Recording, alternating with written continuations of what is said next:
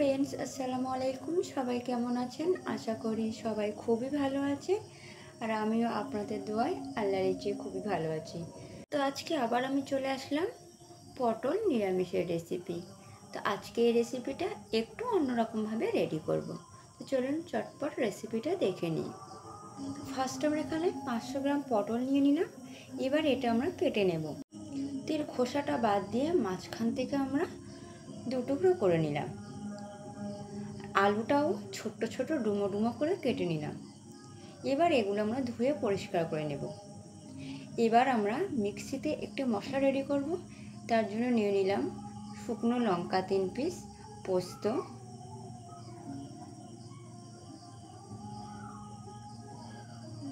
দিয়ে দিলাম আদা রসুনের কোয়া, এরপর দিয়ে দিলাম গোটা জিরে, দিয়ে এটা আমরা সুন্দরভাবে পেস্ট করে নিলাম।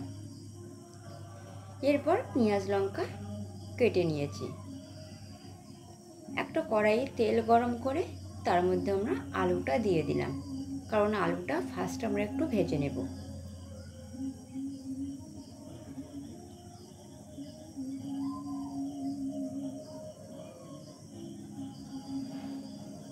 এরপর এর মধ্যে দিয়ে দিলাম অল্প একটু লবণ। তোমাদের আলুটা ভাজা হয়ে গেছে, দেখতেই পাচ্ছেন আলুর গায়ে লাল লাল দাগ এসে গেছে। তো এবার এটা আমরা একটা পাত্রে নিয়ে নেব। এরপর আমরা তেলের মধ্যে দিয়ে দিলাম পটল। সেমভাবে পটলটাও আমরা ভেজে নেব।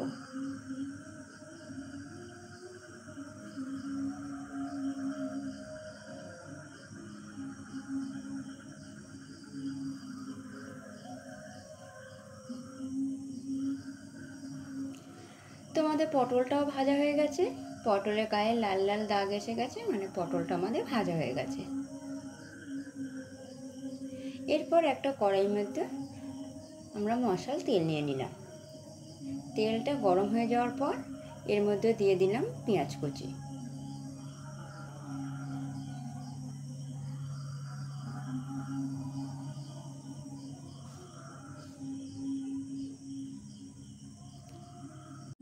পেঁয়াজটা অল্প একটু লাল হয়ে গেলে এর মধ্যে দিয়ে দিলাম তেজপাতা, গরম মশলা, ডালচিনি।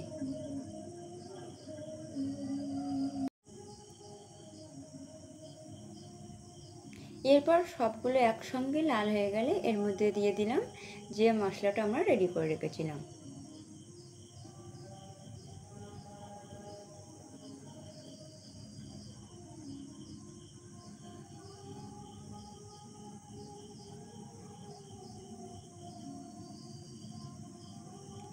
দিয়ে একটু নাড়িয়ে চাড়িয়ে নেওয়ার পর এর মধ্যে এবার আমরা দিয়ে দেব হলুদ গুঁড়া, জিরে গুঁড়া, ধনিয়া গুঁড়া আর কাশ্মীরি গুঁড়ো লঙ্কা।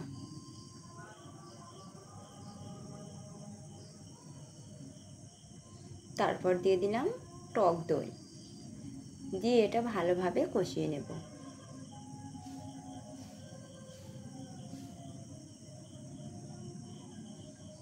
মশলাটা কষানোর জন্য অল্প একটু জল দিয়ে দিলাম।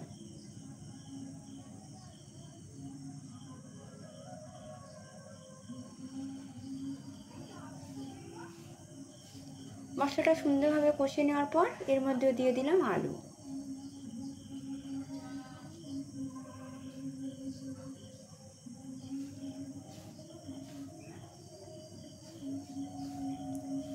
তারপর দিয়ে দিলাম পটল। আলু পটল একসঙ্গে আমরা কষিয়ে নেব।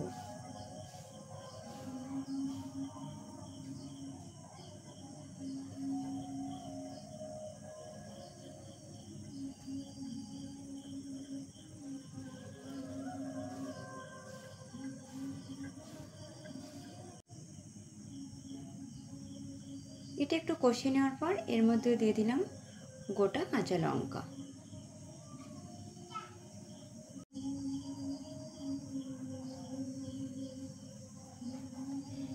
এবার এর মধ্যে দিয়ে দিলাম জল।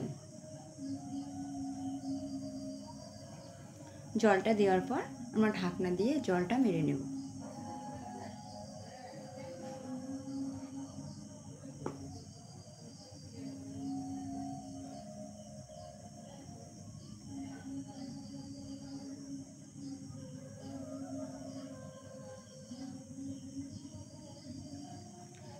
ঢাকনা দিয়ে রেখেছিলাম। ঢাকনা দিয়ে জলটা আমরা মেরে নিলাম।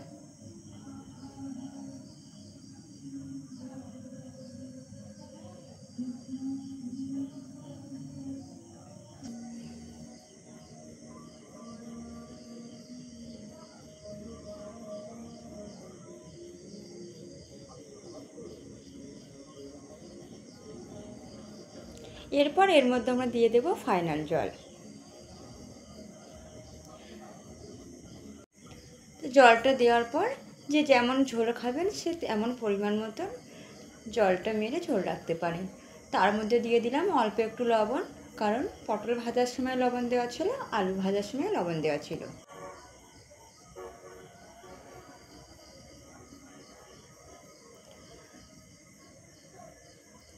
এরপর দিয়ে দিলাম অল্প একটু চিনি। চিনিটা দিলে কী হয়, রেসিপির টেস্টটা খুব সুন্দর আসে। তো দেখতেই পাচ্ছেন পটল আলু থেকে এর তেলটা ছেড়ে দিয়েছে। তো আমাদের রেসিপিটা রেডি হয়ে গেছে। তো আপনারাও কিন্তু এই নিরামিষ পটল একবার বাড়িতে এইভাবে ট্রাই করে দেখবেন, খেতে খুবই সুন্দর হয়। আর আমরা এই পটলে বেশি ঝোল রাখিনি, এটা কষা কষা করেছি। তো আপনারা চাইলেও ঝোল রাখতে পারেন। তো এটা কষা কষা করলে বেশি খেতে ভালো লাগে। তো আজকে ভিডিওটি যদি আপনাদের ভালো লেগে থাকে তাহলে আমার পেজে একটা সাবস্ক্রাইব, একটা লাইক করে প্লিজ আমার পাশে থাকবেন। তো আজকে ভিডিও আমি এখানেই শেষ করি।